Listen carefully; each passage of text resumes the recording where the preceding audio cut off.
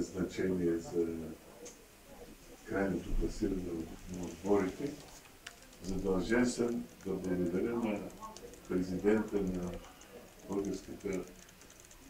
Българския футболен съюз и на цялото ръководство, че през цялата тази година, а не само тази, а и миналите години, положиха толкова труд и толкова познание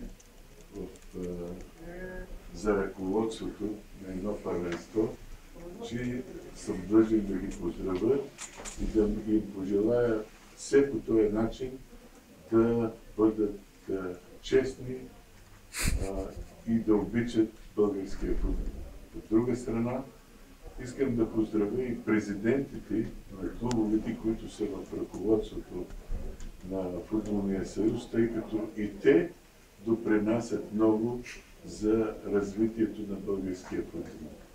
Благодаря ви, господа, продължавайте в същия дух и да чакаме и европейско, и световно първенство, което ще бъде отплата за вашата многогодишна работа в Футболния съюз.